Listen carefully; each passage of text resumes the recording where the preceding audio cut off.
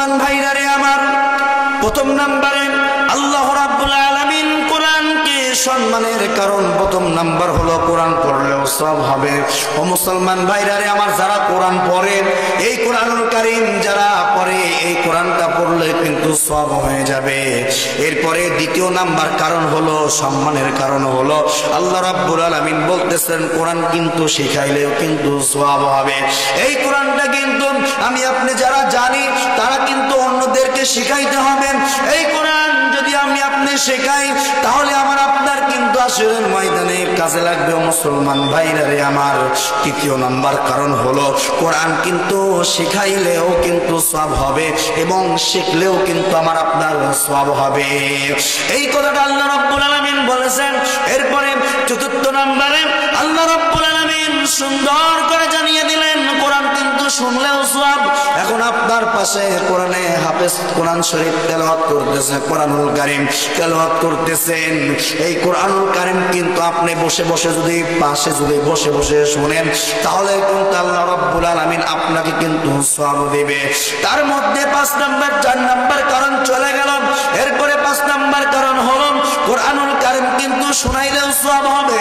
আপনি কোরআন তেলাওয়াত করে যদি অন্যকে যদি শোনান তাহলে আপনারও কিন্তু সওয়াব হবে।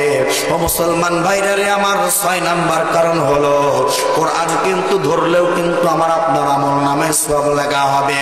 দেখেন, যদি আমি আপনি কোরআন যদি ধরতে চাই তাহলে কিন্তু ওযু ছাড়া ধরা যাবে না।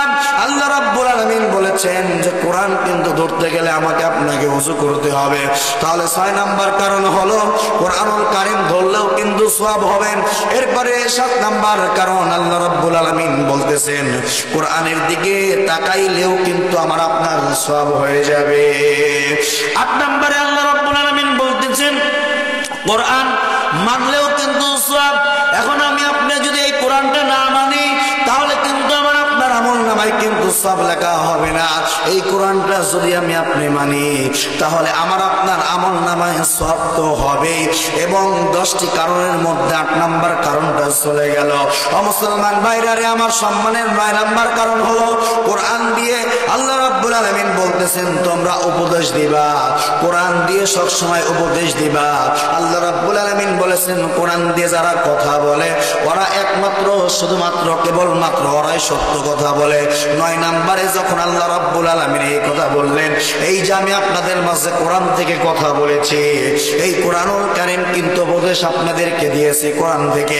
এরপরে সম্মান দেওয়ার কারণ 10 নাম্বার কারণ হলো কোরআনের পথে আল্লাহ রাব্বুল আলামিন বলতেছেন যারা জীবন দিবে, কোরআনের খেদমত যারা করে যাবে, এই কোরআনের প্রতি আন্দোলনে গিয়ে যারা জীবন দেয়, আল্লাহ রাব্বুল আলামিন বলতেছেন তাদেরকে কিন্তু সওয়াব দেওয়া হয়।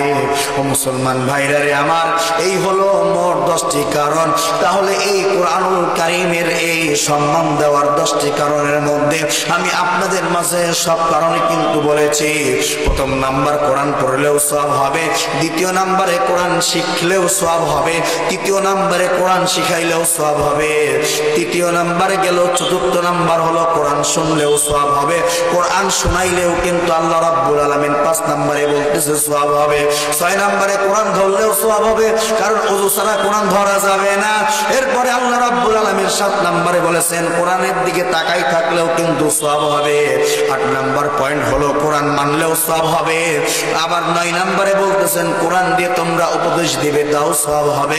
এবং 10 নাম্বার কারণ হলো কোরআনের পথে যারা জীবন দেয় তাদেরকে আল্লাহ রাব্বুল আলামিন বলতেছেন শহীদ মৃত্যু আল্লাহ রাব্বুল আলামিন দিয়ে তাদের আমল নামায় সওয়াব দেয়। একটু চিৎকার দিয়ে বলেন সুবহানাল্লাহ।